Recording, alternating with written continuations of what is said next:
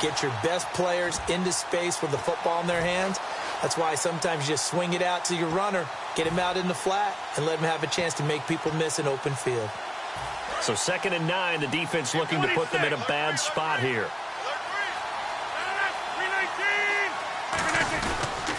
On the toss, it's Gurley.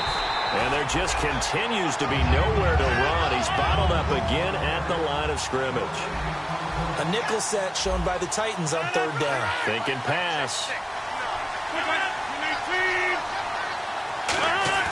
Throwing is Rodgers on 3rd down. Trying for right, and it's intercepted. Picked off by the great one, Darrelle Revis. And they'll set up shop in enemy territory at the 45-yard line. And here comes Tennessee as they get set to take the field. And they will simply, Charles, be looking to duplicate what they did last drive when they were able to push it in for 6. And they hope it'll be that easy, right? To be able to take exactly what happened before, replicate it. They may have to make a few additional changes along the way because I'm sure the defense will make some adjustments, but they've got to have great confidence having scored the last time out. 1st down. Here's the run with Martin. And he's able to get this one down to about the 40. Give him 5 on the carry there, and it'll be 2nd down. And in this situation with a lead 4th quarter, they're liking keeping the ball on the ground, I'm sure. That's just smart football, but you know the defense has to know it as well. They've got to stop them here. So now we're going to see that loading the box in a big way. 6, 7, 8, 9, whatever it's going to take, puts a little bit more pressure on your big offensive line. See if they stay on the ground for 2nd down. Looking to jam the receivers at the line here. Press coverage look defensively. Again, it's Martin fighting through. And he'll do a nice job here just to fight his way back to the line of scrimmage. Just a gain of a yard there, and now it'll be 3rd down. Partner, we know today's NFL is really built around the guy throwing.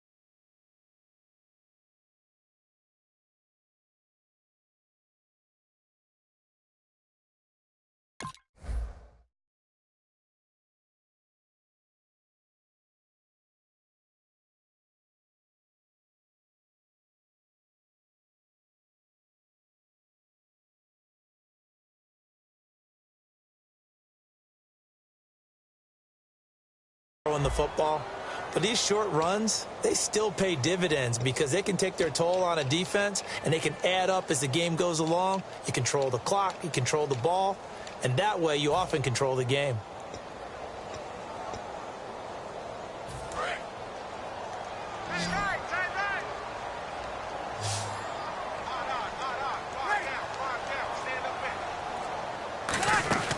Now Breeze. He gets Macklin on the bubble screen. And he'll lose. And now the Vikings are going to stop it here on defense with a timeout. It's just their first. They'll be down to 2 remaining as we step aside here in the 4th quarter.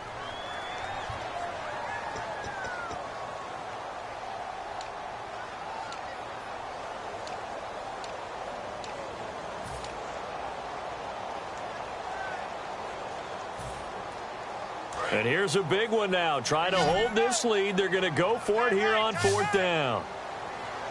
Hey. 4 down.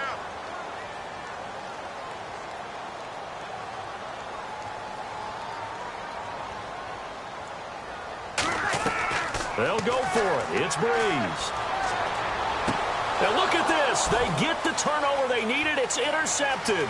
Picked off by first-rounder Carl Joseph. And a huge return as he'll take this one all the way down inside the 30-yard line. The Vikings offense now, they get ready to head back on the field. And following the interception, we'll see what they can put together on this drive.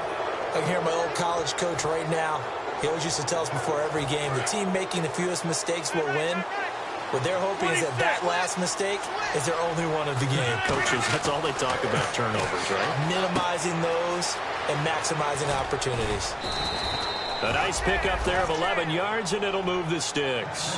They ran that one well, and not only did they pick up a nice chunk of yardage on the screen, they sent a message to the defense. Rush the passer all you want, but you better be careful. We can hit you going back the other direction. And, of course, the quarterback in this situation, he's realizing time is becoming a factor. Let's see if they can get some points on the board here late.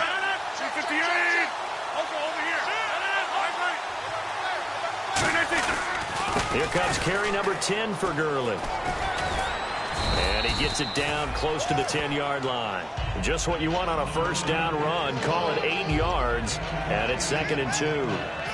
That was a good run, and it got to the second level. And what I mean by that is that's where the linebackers usually play. First level being the defensive front, last level being the secondary. But the strong safety position ended up making the tackle, and oftentimes we call them a hybrid. Combination defensive back, combination linebacker. We saw the linebacker make the stop. Time for a break. We'll come back, see what transpires after this.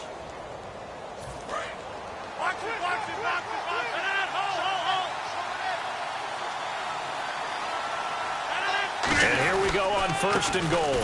On 1st and goal, Gurley. No gain on the play that time, and it sets up 2nd and goal. Well, a well-executed blitz, no doubt. Great job by the linebacker. Maybe the quarterback, if he could have seen that, could have audibled there. Yeah, he needed to be in a different play because that one just meshed perfectly for the defense. All the gaps were filled except for the one the offense really wanted to run through, and that was filled by a big man wanting to make a tackle. And he made a great tackle. He's back to throw. Backing up. And his throw here is incomplete. Sammy Watkins, the intended target. And that takes us from 2nd to 3rd down. Good job by the O-line. Quarterback had time to go through his checks. That's one you need to take advantage of. A perfect situation, and they're unable to take advantage of it. When you have that much time to scan the field, you have to find an open receiver. The one running back is Gurley. He'll look to throw. That's caught at the 2. Just a 5-yard pickup, and it leads to 4th down.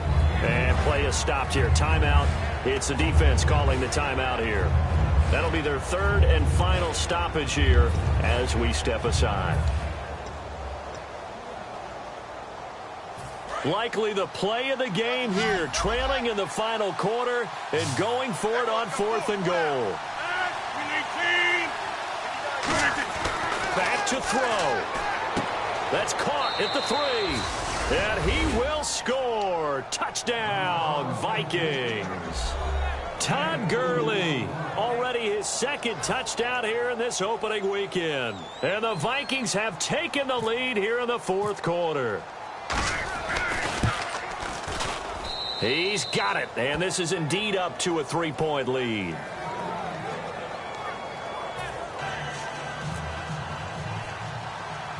Now it's Novak on. He'll send this one away following the touchdown.